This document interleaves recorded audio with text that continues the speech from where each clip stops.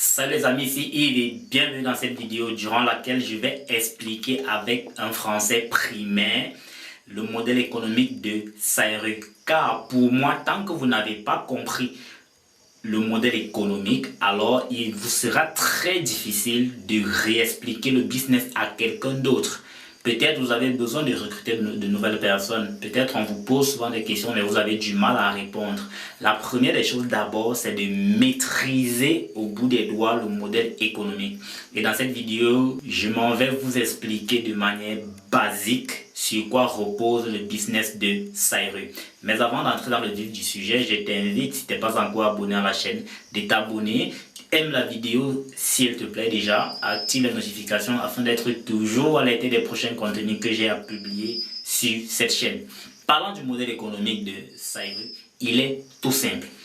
Mon frère, ma soeur, tu connais très certainement un ami, une amie qui a un petit business. Ça peut être un prêt-à-porter, ça peut être une quincaillerie, ça peut être un mini fast-food, ça peut être tout petit business dans lequel de l'argent tourne. Et il arrive souvent que votre ami qui a le business vous dise, je prends un exemple sur quelqu'un qui a un fast-food. Votre ami qui a le fast-food va vous dire, Yves, je suis peut-être en difficulté ou j'ai besoin d'augmenter mon capital pour pouvoir satisfaire ma demande qui est de plus en plus croissante. Alors, je t'invite à investir ou alors à injecter un peu d'argent dans mon capital afin que je puisse produire davantage, satisfaire mes clients et en retour, je vais te rembourser ton fonds ou ton capital, bref, la somme que tu as investie chez moi. Et en plus de la somme que tu as investie chez moi, je vais te donner un bénéfice parce que durant une période donnée, j'ai pu tourner avec ton argent. Ton argent séjourné chez moi et j'ai mené des activités commerciales avec. Donc, il est de bon ton pour moi de non seulement te rembourser ton capital, mais aussi de te donner les intérêts, une partie des intérêts générés par ce capital-là. Et c'est sur cet exemple simple que vous devez comprendre le modèle économique de Sayru. À la différence maintenant que Sayru vous propose, avant d'injecter votre capital, Sayru vous demande d'acheter au moins un article sur sa plateforme, un article dit qualifiant.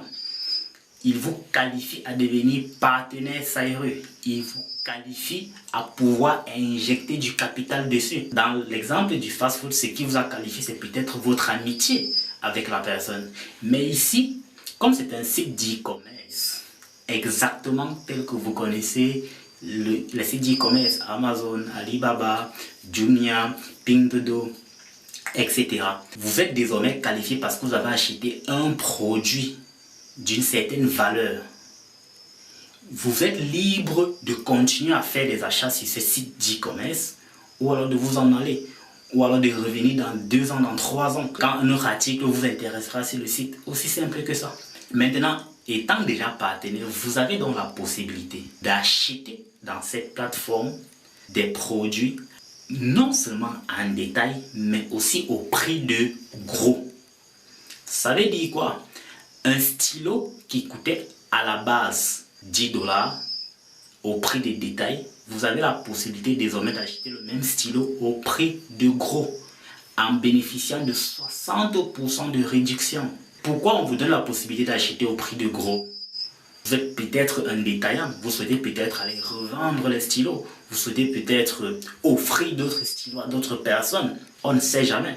Mais après avoir acheté au moins 2 stylos, parce que en tant que potentiel détaillant, vous ne pouvez pas acheter un article chez le grossiste, c'est au moins 2 en montant. Une fois que vous avez acheté au moins les 2 articles, vous avez 2 options. Soit vous demandez à Sayru de revendre les produits pour vous, ce qui revient à dire que Sayru va tourner avec votre capital. Vous avez acheté, vous n'avez pas récupéré les produits. Sayru maintenant va se charger de revendre les produits que vous avez réservés en détail. Parce qu'elle a les clients potentiels qui peuvent en acheter. Si vous ne souhaitez pas que la compagnie revende les produits pour vous, alors vous demandez à vous faire livrer. Vous aurez désormais vos stylos tranquillement. Mais si la compagnie revend pour vous, alors après un certain temps, une dizaine de jours, la compagnie va vous dire, mon cher, j'ai pu vendre les 2 stylos que vous avez placés dans mon magasin. Maintenant, il est question que non seulement je vous rembourse ce capital qui s'élève à $8, mais aussi je vous donne une partie du bénéfice. Et le bénéfice à Saïru est donné à 30% à Saïru et 70% à l'investisseur. Pourquoi un tel pourcentage? N'oubliez pas que le capital de départ vous appartient. Donc Saïru ne peut pas prendre, n'a même pas le droit de prendre plus de 30%. Pourquoi? Parce que c'est votre argent qui a travaillé là-bas. Tout ce que la compagnie a fait, c'était de revendre les produits à votre place. Et après un certain temps, non seulement vous avez votre capital, mais vous avez 70% du bénéfice qui a été généré. Saïru a pris moins de risques de son côté. En réalité, c'est vous qui avez pris le plus grand risque en fait. Donc de manière basique, je ne sais pas si vous comprenez, mais je voulais expliquer ça avec un français élémentaire pour que les uns les autres comprennent. C'est juste une histoire où vous avez quelqu'un qui a son business, vous injectez votre capital là-bas et après un certain temps, non seulement la personne vous rembourse votre capital, mais la personne partage le bénéfice généré entre vous et lui. Aussi simple que ça. Maintenant, pour ceux qui veulent comprendre davantage, pour ceux qui veulent aller un peu plus loin dans les explications, il y a d'autres vidéos que j'ai dédiées à ça.